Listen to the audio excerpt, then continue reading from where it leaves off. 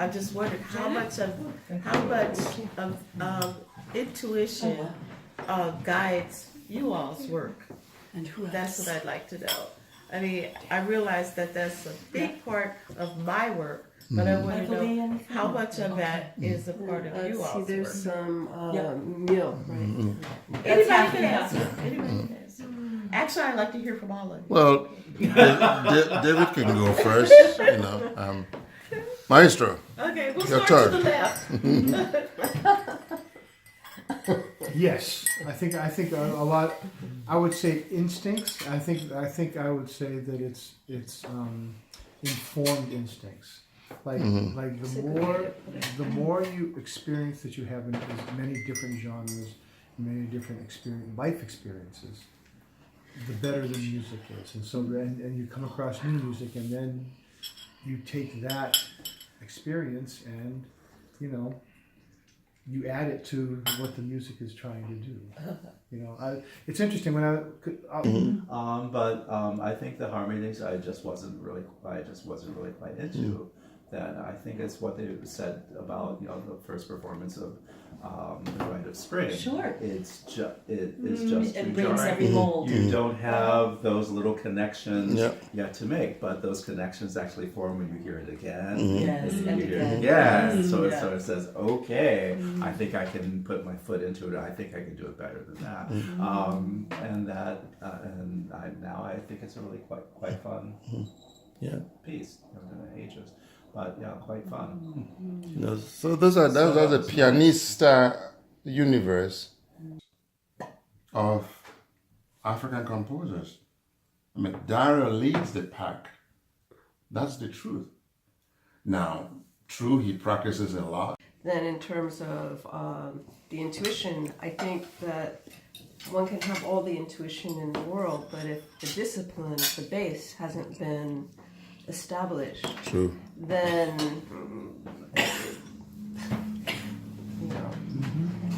I don't know what to say. That's all right. Since Thursday, I've heard him say any number of times that he feels that he's a channel. Yeah.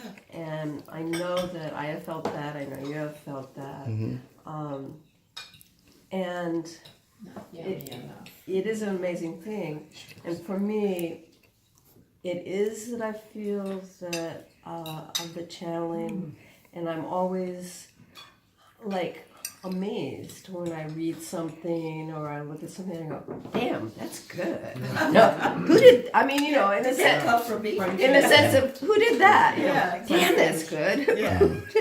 Yes, and yet at the same time, I mean, it's a double. I don't know. It's a double consciousness. So at the same time, it's like I know very well how that was created. I know very well what the process was and what the sequence and everything. So I made an orange it's orange cake last night. the creativity is infused with mystery, and it's also infused with great common sense and pragmatism.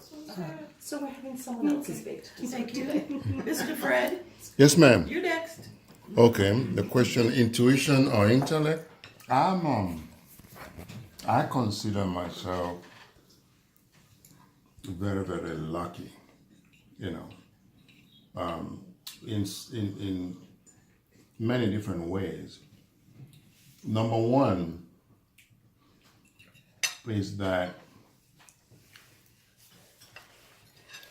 the amount of research I've done around Africa and the time that I did it were just fortuitous for me. The kind of research I did around Africa, nobody can travel freely in Africa like that anymore. No. At a point in my life, I undertook this journey because I had friends around Africa. So I'm incredibly lucky in that I was able to undergo these journeys. So the point being that I sit on this huge reservoir of material with which to, at any point in time, I'm presented with an opportunity to create,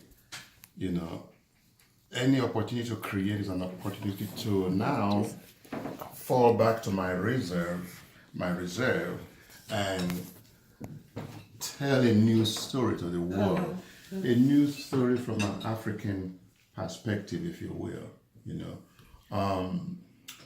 The other part of your question is, intuition is great. Quite a number of things I write because I have something to say. I think of an idea and I think of a way of presenting it to non-African audiences. So I have something to say. So let's do this. Let's do it in a certain way. But when I have commissions, not the caprice, but especially the triptych, he told me about it probably a year and a half before I started writing. And I just thought about it for a whole year, almost a whole year. And I sketched different ideas. I went into my vaults, okay, that could do this, that could do this, that could do this. And I had all these ideas. I had a lot of recorded, what we call leitmotifs on my audio notepad. A lot of materials. But do you know, when I got to Spain, all of that material went through the window. Yeah. I could believe it. Almost all of it went. The only thing that stayed with me in Spain was the lead tune.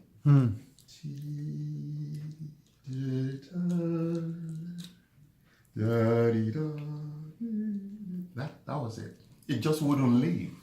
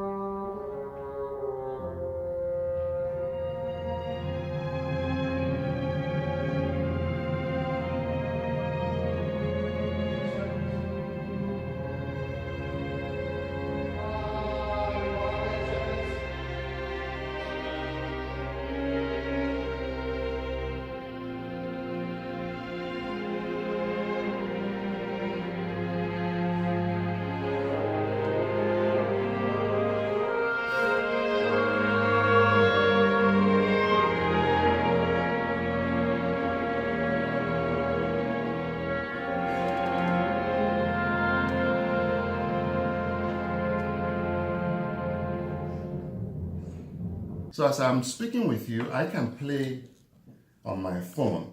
You hear a lot of gibberish ideas. I mean, scores of it, ideas. But none of it except that leitmotif. None of it made it into the book. None of it. And then I sat down in Barcelona at this artist cabin, and I started writing. And for 6.5 days and nights, almost straight, I didn't stop until the end of Barcelona. Most of us, these guys, we just come out of our room with big cigars. Not me, I don't smoke.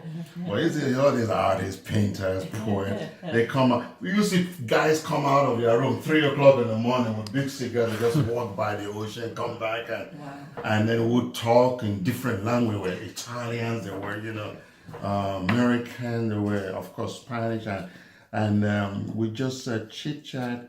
We'll go by the ocean, walk, come back, and I couldn't stop until the last call, and I called Wendy, and she said, "What you doing? Is still awake?" I said, "Well, this thing, I just finished the cage part of it, and the overture, and I don't know how it started and where it ended." But that's the story of how this came to be. Cool. Talking about something. So that's when people ask me, So Thursday. So you feel like you might have been transited at time? I don't know what you call it, but it's true story. Eventually, I'm going to sit down someday in the future, and I'm going to now sketch some more. I have sketches written, But there are a lot of sketches I didn't write. I just recorded. They're on my phone. Never used. Yeah. But they were designed. They were designed for this work. You know.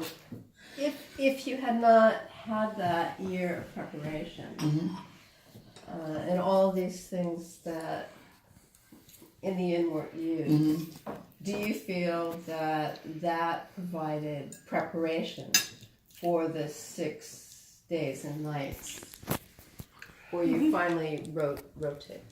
A year preparation was good, but was it enough? I don't know. I really don't know. There were issues that were troubling my mind. Things that are going on in our country right now.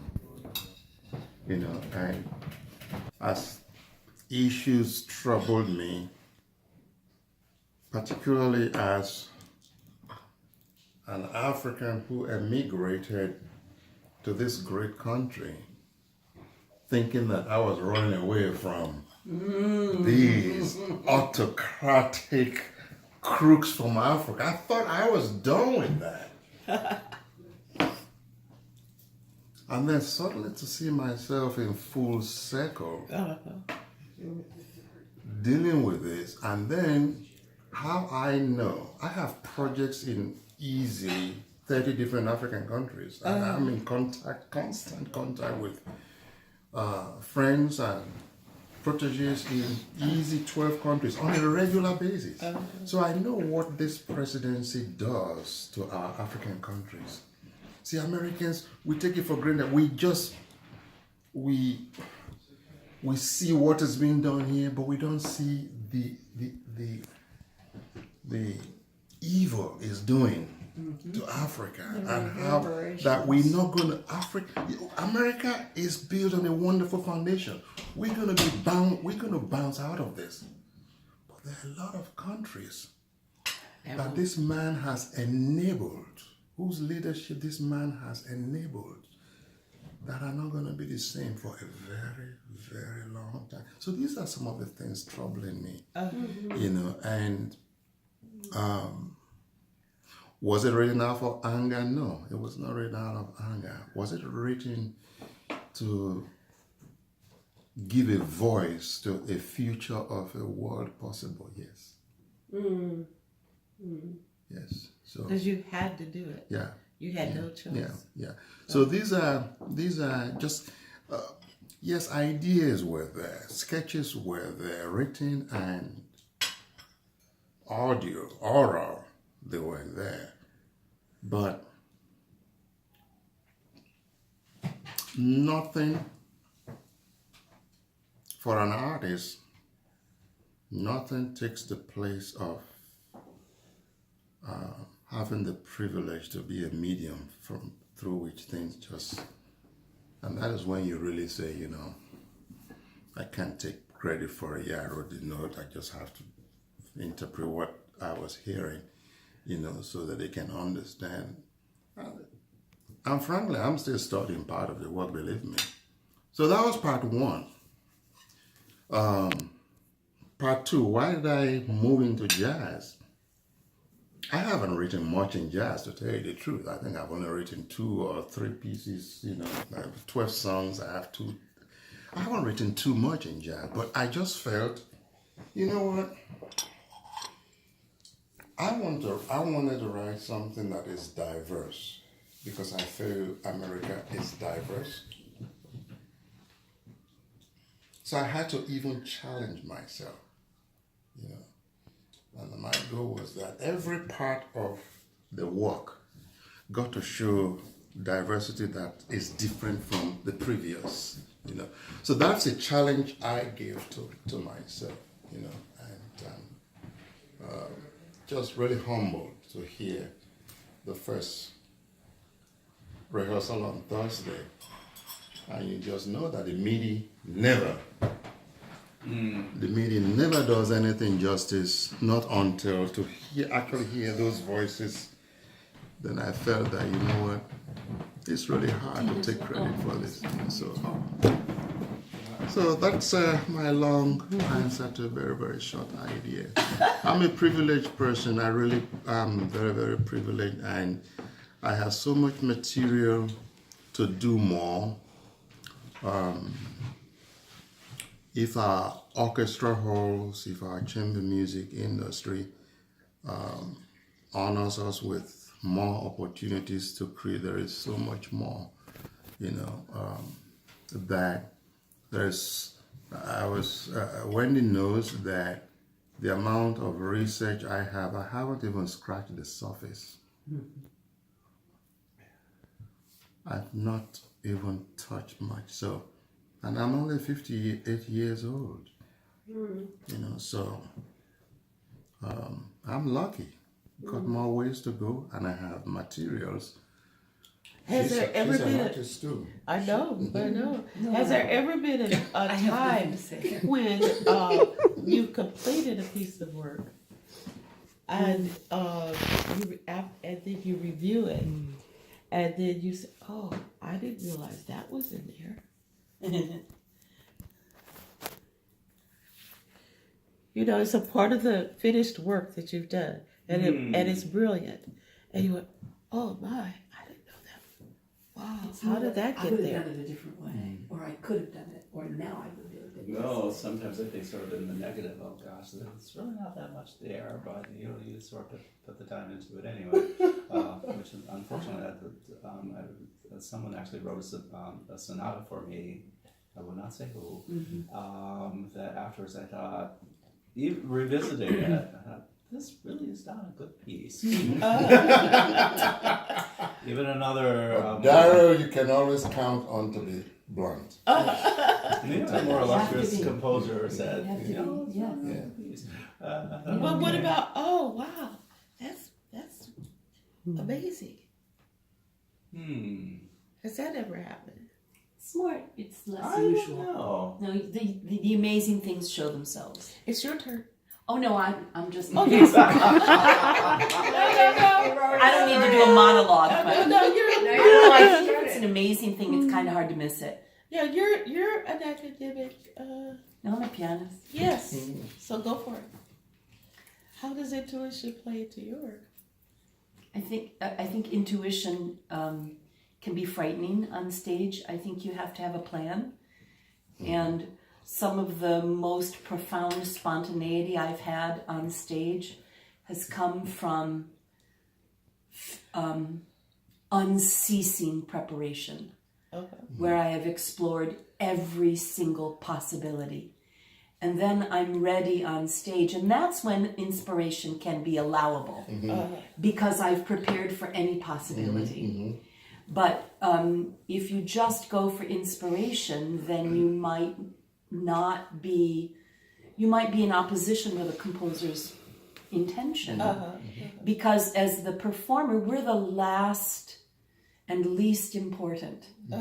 The voice of the composer is our responsibility. We have to find and understand what that intention is.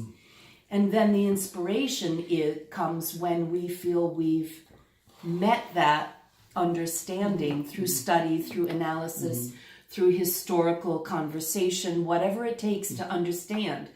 As a performer, we have a responsibility to do research also. But I would say that our inspiration might be, I might take a phrase and do something with it, and the composer might say, I never thought of it that way. Exactly. And then you can have a conversation. But it's not my right as a performer to run rampant with inspiration. It's my right, it's my responsibility, I should say, to follow what the composer's intentions are through the best study and analysis that I can offer. But then does that come from another source is what I'm asking. Because you can't do any of that unless you've studied the work. I think that anybody who stays, who remains a performer, has to have a basic belief that they have something to say. And that But as the performer, you have something to add as a shape, as a molding perhaps, but not necessarily an original idea. It's working with the material that we already have. Yeah. And perhaps a tendril will come like this or a tendril will come like that. But I can guarantee you that Darryl and I are never going to play any single piece the same way. No, you won't. Yeah. And that's inspiration, but it's also humanity. We didn't grow up the same way. We didn't. All kinds of things go into making an artist. Some of them you can study and define, and some of them you can't. Right? And that's why it's called making music. Like making art, yeah. Well, no, making music. True. It is true. In some ways. Fredo makes music. He creates the music. Yes. I make music. Yes. I interpret music. Yes. So there is making music.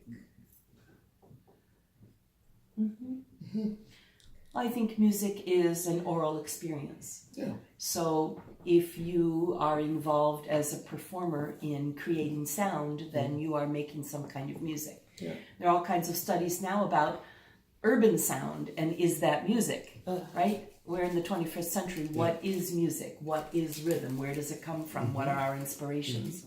So some come from nature, and what is the landscape of music that's not on the written page yet? It's kind of fascinating. Yes, it is. Good. Did we answer your question as best as we can? I think we so, have- but we have one have we more. heard I want to add one thing very quickly. I think a lot of people mistake rubato for feeling something for knowledge, and so people have stock ways of being expressive, and they become pretty tiresome to me after a while. So if somebody doesn't really understand the passages, they'll just push and pull the rhythm, and I think that's rampant actually, and so and it happens all the time where people in performance, I'll have rehearsed something with somebody and they will be spot on, and then they'll get into the performance and they'll be all over the place, and there's no grounding of the musical intention, and they think that's being expressive, but they don't really understand the music. So they put something on top of the music to make it feel like it's expressive to them somehow. So that's all I'm gonna say about it. Flutista. It's true. You have to have something to say. Yeah. That's why we are in this business, and that's not something you can really teach. You just have to come about that in your own way. And the greatest artists, they find that their own natural way. I agree with what everybody has already said. Oh my goodness, there's not much to add. I can talk about the times that I feel I've been the most inspired as a performer were the times when it was almost an out of body experience where you're least aware of yourself. You're entirely enveloped in the music, and it is almost like a trance. Yeah, exactly. And those are the times when I felt like I was the most successful at imparting my voice to an audience. And of course, you have to do your best to study to know that you're not just making stuff up, that you are actually expressing the composer's intentions. That's right. That's I your think that dedication. even the ability to go into that trance-like state presupposes profound preparation. Because if you're flubbing around going, is that a B or a B flat? That's not happening. That's not going to happen. Right. Yeah. I'm curious if you can ever go as a conductor because you're in charge. You can't ever go into a trance state. You can't ever be lost. Every time it's happened to me, it hasn't happened very often, but when it happens to me, it's when I get lost. Yep. You can't. You don't I dare. can't. Yeah. So, and I'll put it in a different way. Every time I start to feel comfortable and I start letting people do the thing, that's when it starts to become a problem. Yep. So I just want to add one thing. I remember Robert Duffy, who was a concert violinist. was telling a story once, and he said, and he's done a lot of recording, and he said, I feel like I'm really solid with my playing. And so one day I was listening to the radio in the car, and I heard a violin concerto. I said, God, that's awful. Who is that? And it was him. It was him, and it really made him actually rethink all of the things that he's been doing as a performer, because what he thought he was doing as a performer, he wasn't. And that's what when I was saying before about putting in rubato and all this extra kind of feeling stuff because you think you're doing something special. And in fact, it really doesn't play out that way. And often you go back, and those are the performances that you will go back to and say, oh wow, did I really do that? Well, it's called growing up as a performer. And that's what's pleasurable, is to play something more than once. Yes, exactly. the real learning begins. Yes, being able to play something multiple times, perform it multiple times, you grow in your interpretation. It may be better, or it may just be different. Different. And that's also a wonderful thing. Yeah. Because you have multiple performances of all of the classical repertoire. Right. But to give it this new repertoire its due, and actually be able to grow your interpretation, that's a very wonderful, special thing. And what you call profound preparation, I think, is another word for discipline. They're very similar. I like yours better, actually. Just a fancy way to say go to the piano. And practice, right? And practice. That profound preparation is freeing. Yes, it is. It is so freeing. Yes, it is. When you sit down, If you put in that profound preparation, then you are free to make it beautiful. Yes. Yeah. Have you heard this before? Yeah. Oh my God, I've heard this for my whole with life. him it's usually, it All can the be time. faster. Oh, really? That's interesting. And you turn around and saying, doing exactly what you said, yes, too fast. Yeah. Huh. Yeah. The Very true. the danger with Adowa is that, and he said it, wish we could have extra rehearsals. Well, sure. That's true. So when every component of it are not as precise, syncing with the soul of it, then it can suddenly start to sound rowdy. Yes.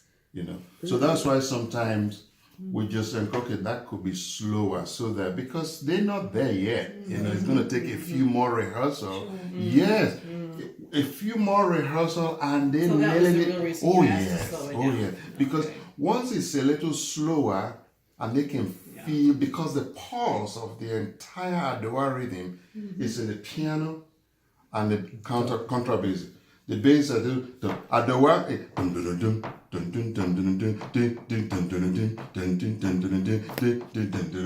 That's Adowa. That's the bass foundation, and then you have the bell part.